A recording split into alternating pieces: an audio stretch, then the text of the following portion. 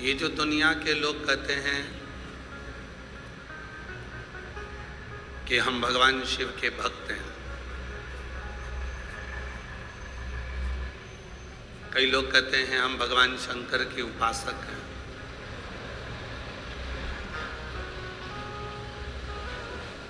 कई लोग कहते हैं कि हम शिव के परम भक्त हैं।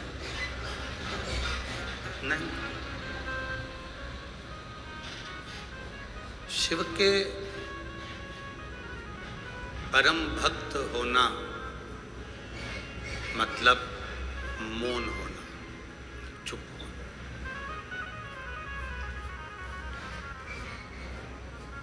शिव के परम भक्त होना मतलब मौनता धारण करना, मौनता धारण करना। शिव के परम भक्त होना मतलब शिव के भीतर की शांति को अपने भीतर उतारना।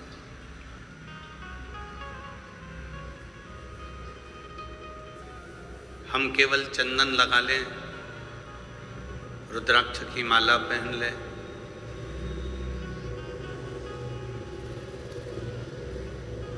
बाल बड़े कर लें,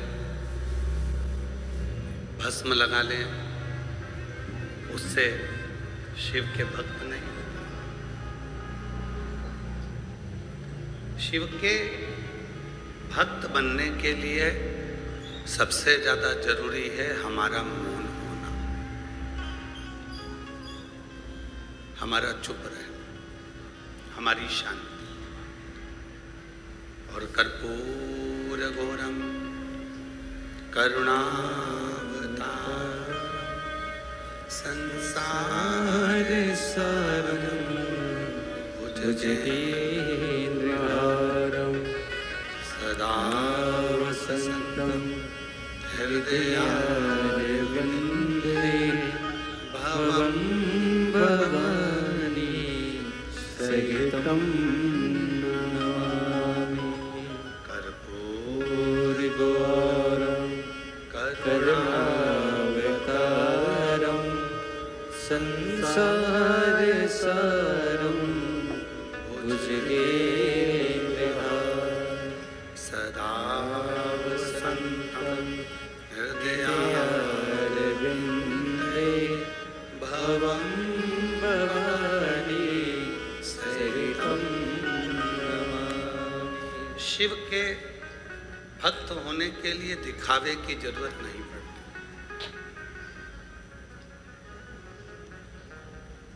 शिव उपासक होने के लिए दिखावे की जरूरत नहीं पड़ती। शिव उपासना के लिए दिखावे की जरूरत नहीं पड़ती। केवल भीतर शांति हो,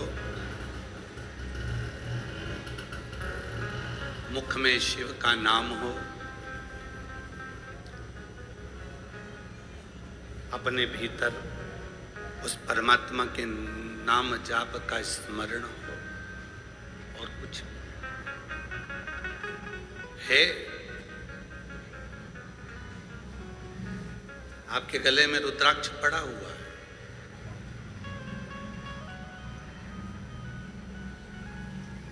मुझे विश्वास है कि जितने भी मेरी भटिंडा की जीजियां बैठी हुई हैं, जितने मेरे जीजा बैठे हुए हैं, जितने मेरे भटिंडा की जीजा बैठे हुए हैं, जितनी बेटियां बैठी हैं, जितने बेटा बैठे हैं, जितने मेरे बुजुर्ग माँ बाप बैठे हैं, मुझे उम्मीद है कि आप अपने गले का रुद्राक्ष निकाल कर किसी को दिखाते थोड़ी ना होगे कि मैं रुद्राक्ष पहनी।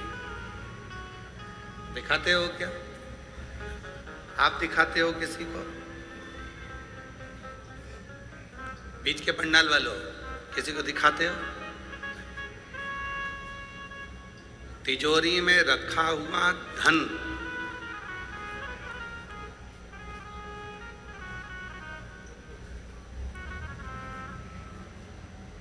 हम किसी को दिखाते नहीं। घर में बना हुआ भोजन हम किसी को दिखाते नहीं हैं। घर में रहने वाली बहू को, बेटी को, लड़की को हम बार बार किसी को दिखाते नहीं।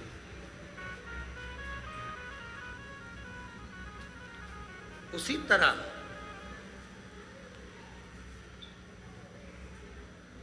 भगवान की अविरल भक्ति को, भगवान के स्मरण को, भगवान के भजन को, भगवान के मंत्र जाप को, भगवान शंकर की अविरल भक्ति को हम दुनिया के लोगों को कैसे दिखाएं?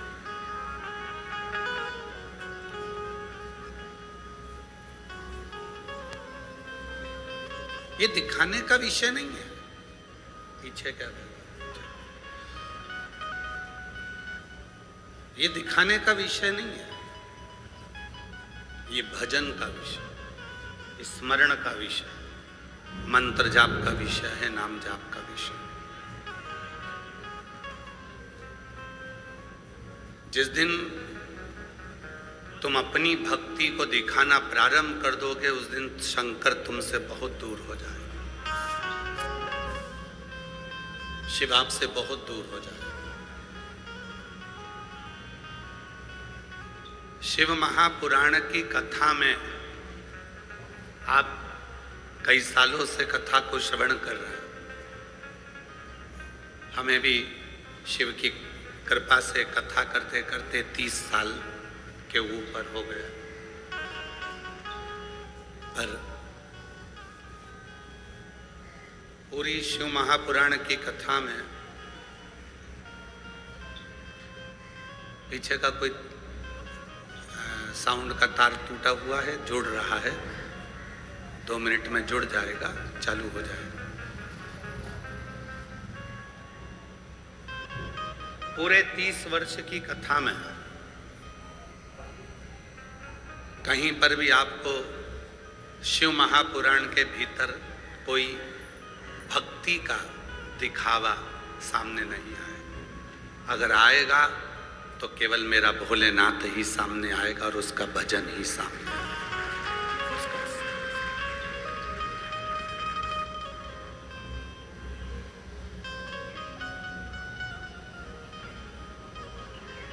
भगवान ब्रह्मा जी के पास में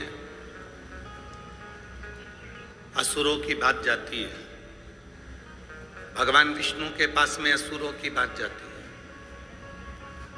इंद्रदेव के पास में असुरों की बात जाती है,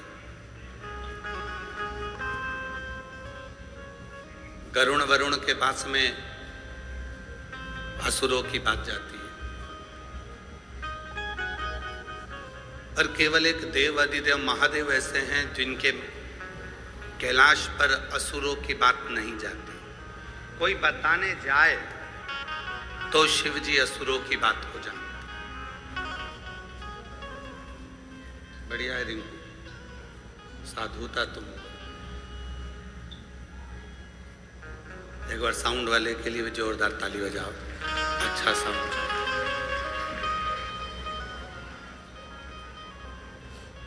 असुरों के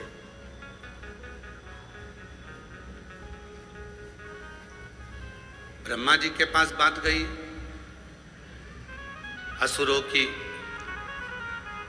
भगवान नारायण के पास बात गई असुरों की, पर शिव जी के पास असुरों की बात नहीं जाती। असुर ब्रह्मलोक पर आक्रमण करते हैं, असुर वैकुंठ लोक पर आक्रमण करते हैं, असुर इंद्र लोक पर आक्रमण करते हैं, पर असुर कैलाश पर आक्रमण नहीं करते। कैलाश पर जाते ही नहीं। क्यों? क्योंकि असुरों को भी मालूम है कि ब्रह्मलोक, वैकुंठ लोक, इंद्र लोक, ये सारे लोकों में असुरों का संहार किया जाएगा और उनको नरक में ले जाकर पटक दिया जाएगा। पर केवल एक शिव का धाम कैलाश ऐसा है, अगर कोई असुर भी पहुंच गया तो उसका संहार नहीं होगा, वो शंकर के धाम में ही उनका गण बनकर रह जाएगा और उनके गणों की गिनती में। रावण शिव जी के गणों की गिनती में आते हैं।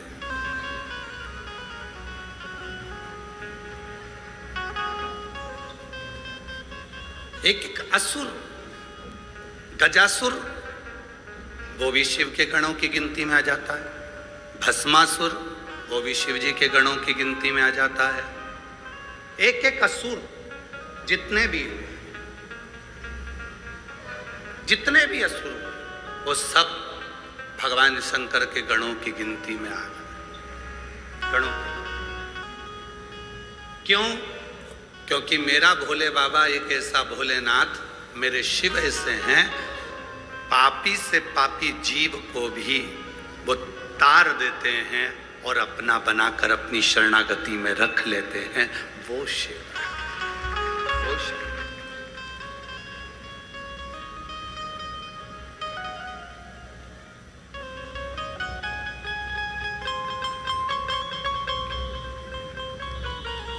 वो शंकर हैं। इसीलिए कहते हैं किस्मत वालों को मिलता है बोले तेरा दरबार, किस्मत वालों को मिलता है बोले तेरा दरबार। ये आपकी किस्मत है, भाग्यशाली हो। और मैं सबसे ज्यादा भाग्यशाली तो भटिंडा वासियों को जानता हूं कि आपके बराबर कोई किस्मत वाला नहीं है। लोग एक कथा के लिए तरसते हैं, आपके यहाँ तीसरी बार कथा हो रही है।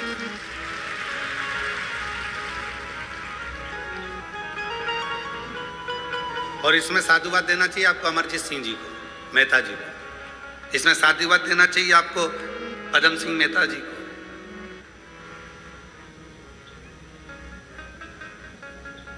अमरजीत सिंह जी को, पदमजीत सिंह जी को और मेहता परिवार को साधुवाद देना चाहिए।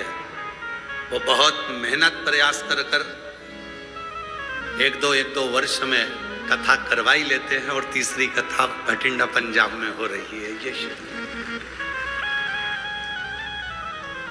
ये शिव की उदाहरण। किस्मत वालों को मिलता है बोले तेरा दरबार, किस्मत वालों को मिलता है बोले तेरा दरबार। जो भी गया है शिव जी के दरबार, पाया उसने है शिव जी का प्यार। एक झलक जिसको भी मिल जाए, महक उठे मन बगिया खिल जाए। खाली झोली जो लाए, खाली झोली जो लाए, भरता है भंडार। किस्मत वालों को मिलता है बोले तेरा दरबार, किस्मत वालों को मिलता है बोले तेरा दरबार। ये किस्मत। ब्रह्मलोक में असुर जाएंगे, वैकुंठ लोक में असुर जाएंगे, इंद्रलोक में असुर जाएंगे, आक्रमण भी करेंगे, पर कैलाश धाम पर, शिव धाम पर कोई असुर नहीं जाएगा और ना आक्रमण करेगा। पूरी कथा उठाइए, स्कंद पुराण उठाकर देखिए, पद्म पुराण उठाकर देखिए, अग्नि पुराण उठाकर देखिए, शिव पुराण उठाकर देखिए। एक एक पुराण का अध्ययन कर कर देखिए। सारी पुराणों में मिलेगा कि वैकुंठ पर आक्रमण हुआ, इंद्रलोक पर आक्रमण हुआ, ब्रह्मलोक पर आक्रमण हुआ, पर कहीं पर आपको नहीं मिलेगा कि कैलाश लोक पर आक्रमण हुआ। क्यों? क्योंकि जो कैलाश पर आक्रमण करने के लिए जाता है वो शिव जी के साथ युद्ध नहीं लड़ता, बल्कि शिव का ही हो जाता है, शंकर का ही हो जाता है, तो युद्ध ही नहीं लड़ता। वहां युद्ध का काम क्या है?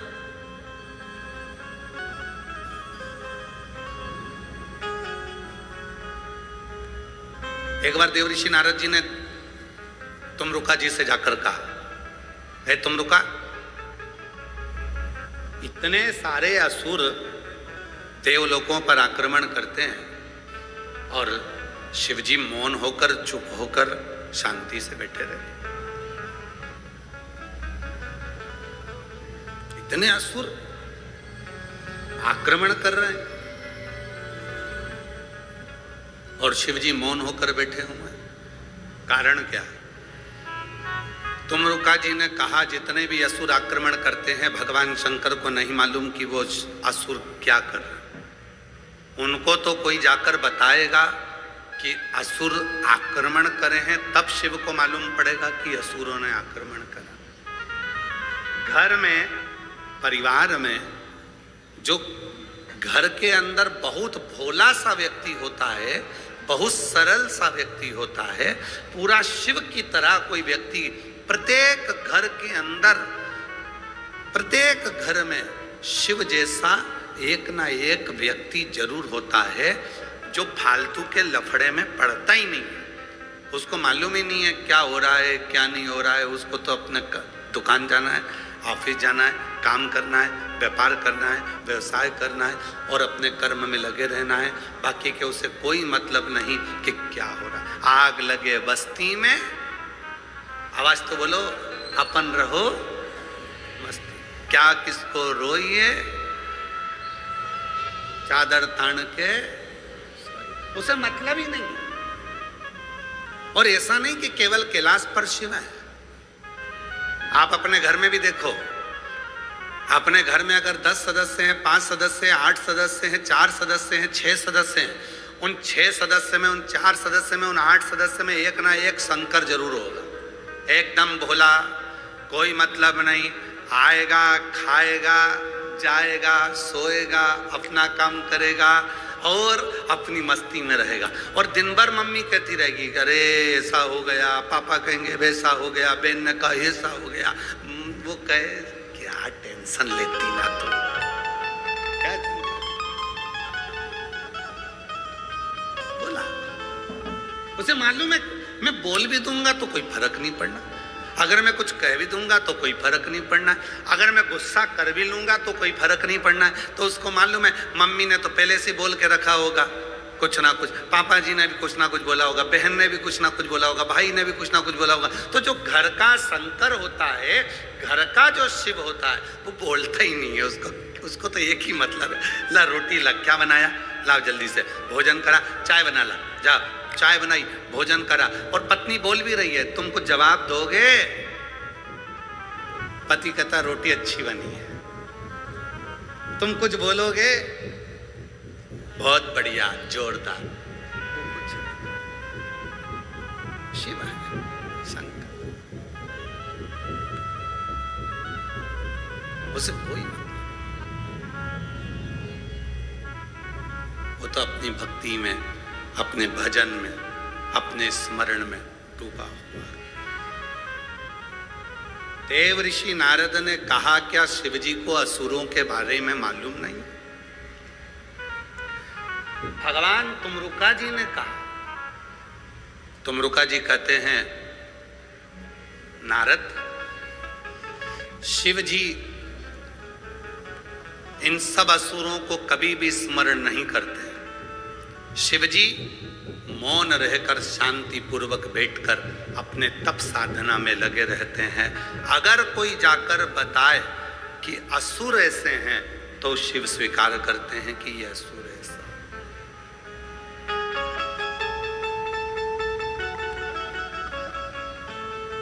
असुर ऐसा। एक संवाद आता है गुरु नानक देव जी का, बड़ा सुंदर संवाद।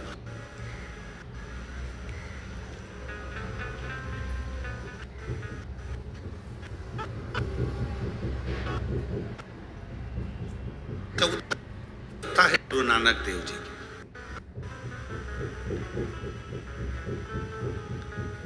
14 वर्ष की अवस्था, एकदम मौन, शांत, चुप। मां गुरु नानक देव जी से कहती है, नानका,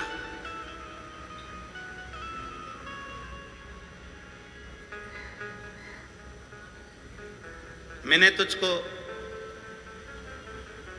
13 किलो अनाज लाने के लिए भेजा था, चावल लाने के लिए भेजा था, तू लेकर आया क्या? गुरु नानक देव जी की 14 वर्ष की अवस्था है और नानक जी आकर चुप खड़े हो गए। मां ने पूछा, नानका हुआ क्या तुझे? तुम मौन क्यों है? गुरु नानक देव जी ने कहा, मां मैं गया था दुकान पर सामान लेने के लिए, पर वहां जैसे ही मैंने कहा कि मुझे 13 किलो चावल दे दो, वो 13 शब्द जो निकला मां, उसके बाद समझ में आ गया ये संसार सागर में कुछ भी मेरा नहीं है, सब तेरा है, उस रब का है। मेरा तो कुछ भी संसार सागर, मेरा कुछ भी संसार सागर में मेरा कुछ नहीं, सब तेरा। वैभव है तेरा है, धन है तेरा है, सब तेरा।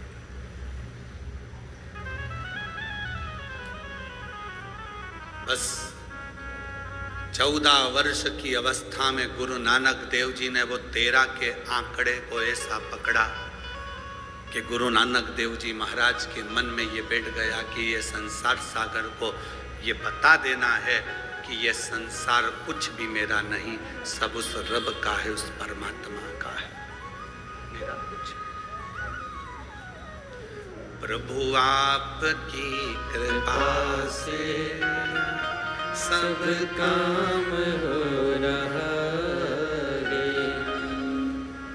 भोले आपकी कृपा से सब काम हो रहा है।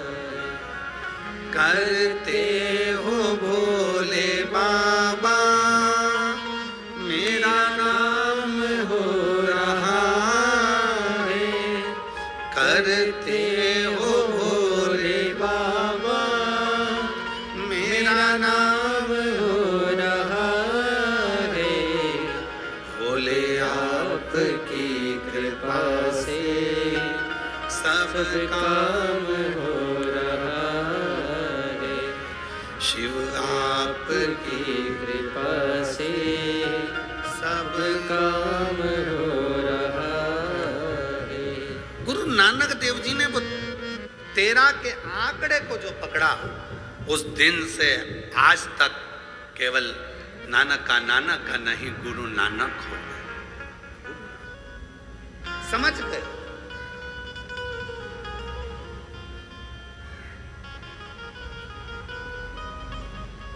और गुरु नानक देव जी के वो शब्द आपकी जिंदगी में होना चाहिए।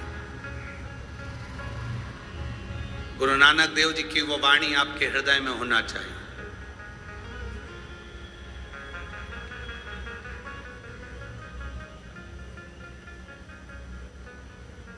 कोई पूछ रहा है कि बेटा किसका है, आपने कहा ये मेरा बेटा है, मेरा पुत्र, मेरा बेटा है।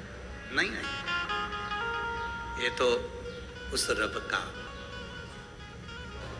शिव का, वाहेगुरु जी का, ये उसका बेटा, मेरा नहीं, शिव का है। बेटी आपकी, मेरी कहां? ये बेटी तो उस रब की है, शिव की है, वाहेगुरु जी की।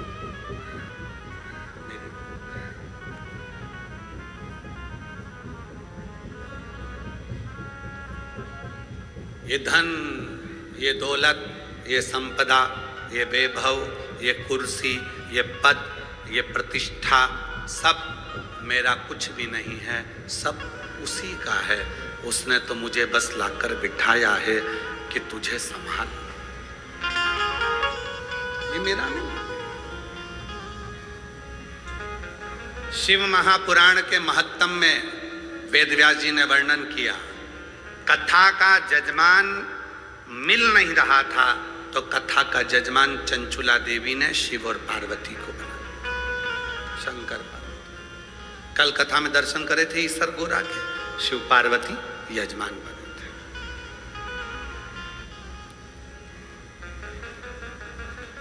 कथा वाचने वाला कोई नहीं मिल रहा था।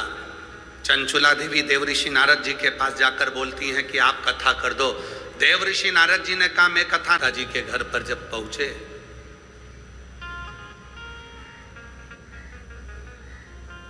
बड़ा भाव है इनका, बड़ा बहुत भाव।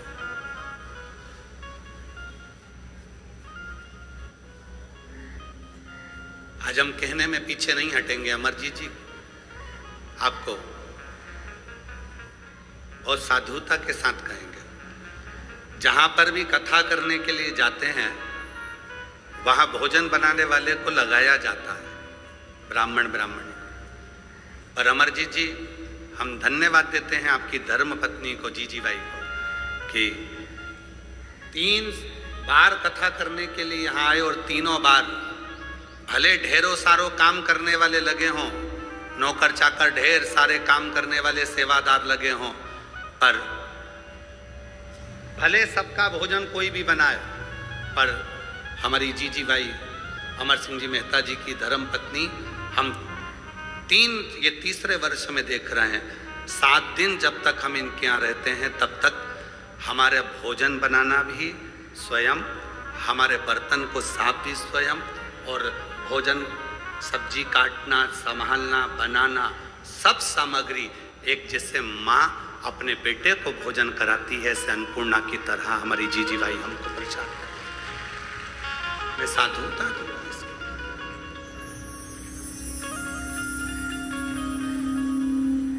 एक स्नेह, एक प्रेम।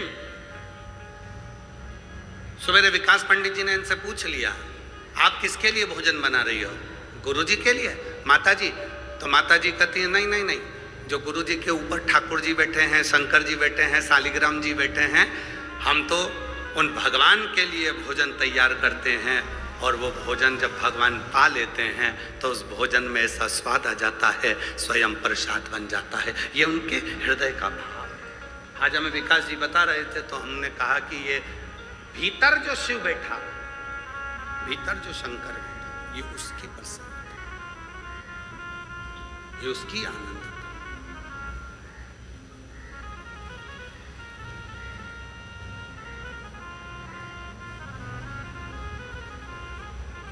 दिखावा नहीं है, ये प्रेम है। और शिव को क्या चाहिए? कल कथा में कहा था 8 घंटे, 24 घंटे, 10 घंटे बैठकर आप भगवान का नाम जाप करिए। भगवान से आप ये आशा मत रखना कि भगवान तुम्हें मिल जाए। 8 घंटे बैठकर भी अगर आप भजन करोगे, 10 घंटे तक बैठकर अभिषेक कर रहे हो, लाओ गन्ने का रस लाओ, लाओ मैंगो का रस लाओ, लाओ ये लाओ, लाओ वो लाओ, सारी दुनिया की सामग्री लाकर तुमने शंकर जी को सारा रस चढ़ा दिया, सारा दूध चढ़ा दिया, दही चढ़ा दिया, ढेरों सामग्री तुमने शिव जी को चढ़ा दी। भूखे भी रहे, प्यासे भी रहे, और खूब 24 घंटा तुम शंकर जी पे सेवा भी करते रहे, और तुम सोचो कि शिव जी मुझ पर कृपा कर दें। शंकर कहते हैं कि मैं दिखावे से परे हूँ, तू कुछ मत दे, केवल एक बार मौन होकर, शांत होकर, हृदय से मुझे पुकार कर दे, श्री शिवाय नमस्तुभ्यम बोल कर दे, ओम नमः शिवाय बोल कर दे। जब तेरे हृदय की वाणी मुझ तक पहुंचेगी, तुझे कुछ नहीं देना पड़ेगा, मैं खुद तेरे पास आकर खड़ा हो जाऊं। स्वयं कोई वस्तु की चाह शिव को नहीं है। एक पत्र आया है, अच्छा है।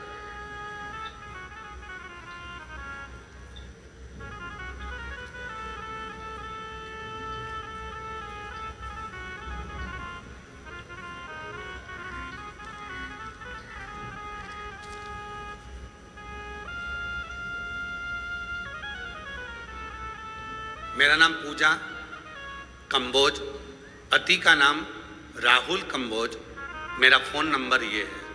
कहीं बैठी हो पूजा कंबोज, पति का नाम राहुल कंबोज, मेरा फ़ोन नंबर ये है। कहीं बैठी हो तो हाथ हिला सकती हैं। पूजा कंबोज, पति का नाम राहुल कंबोज। गुरुदेव, हम परहेड इंद्री करनाल से आए हैं। कहीं बैठी हो तो हाथ हिला सकती हैं। कहीं बैठी हो तो हाथ हिलाएं।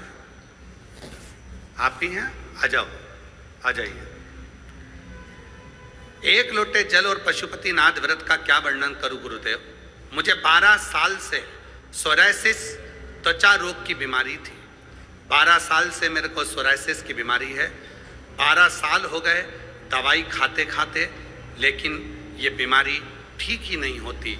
डॉक्टरों ने बोल दिया कि ये ठीक नहीं होगी, चाहे कितनी भी दवा करा लो, चाहे कितनी भी दवाई खा लो, सोरायसिस कभी ठीक नहीं होता। डॉक्टरों ने भी कह दिया ये बीमारी कभी ठीक नहीं होगी।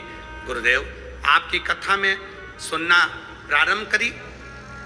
आपकी टीवी पर कथा के माध्यम से सुना था कि पंडाल में बैठकर जो मांगो वो मिलता है।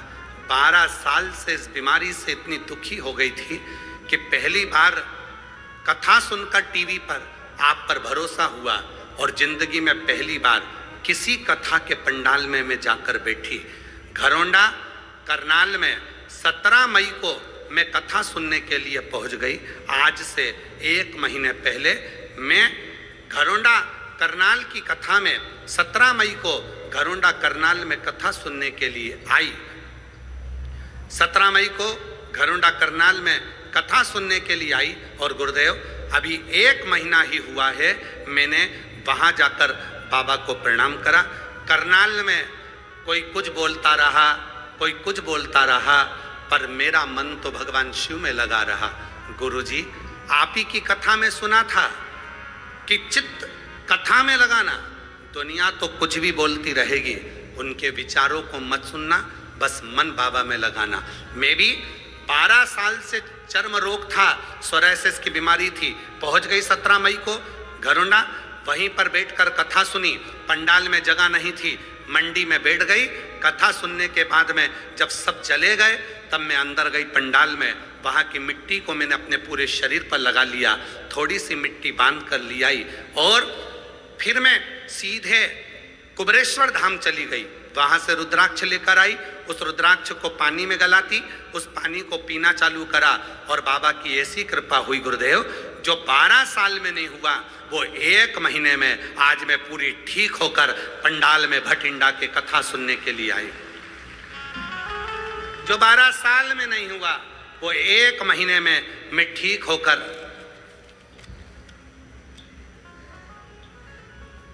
बाबा के मंदिर में जल चढ़ाती, लाकर पीती। आज बाबा की कृपा से 1 महीने के अंदर मेरे बाबा ने मेरी सोरायसिस की बीमारी को मिटा दिया। मैं बाबा को यहाँ प्रणाम करने आई हूँ। एक लाइन बड़ी सुंदर लिखी है, आप भी गुनगुना। जो दिल से मांगोगे वो दिल से दे देगा, मेरा भोला भंडारी है, खाली झोली भर देगा, मेरा भोला भंडारी है, खाली झोली भर देगा। अब उस बहन ने एक लाइन अपनी मर्जी से लिखी है, वो भी पढ़ो जरा। काट दिया रोग काशी वाले ने, कर दिया निरोग डमरू वाले ने। ये उसके मन की लाइन है, हम लोग इस लाइन को नहीं गुनगुनाते। हम तो एक लाइन गुनगुनाते, लुटा दिया भंडार काश। पर उस बहन ने अपनी तरफ से जो लाइन लिखी है वो देखिए। काट दिया रोग काशी वाले ने, कर दिया निरोग काशी वाले ने। आज मैं स्वस्थ हूं।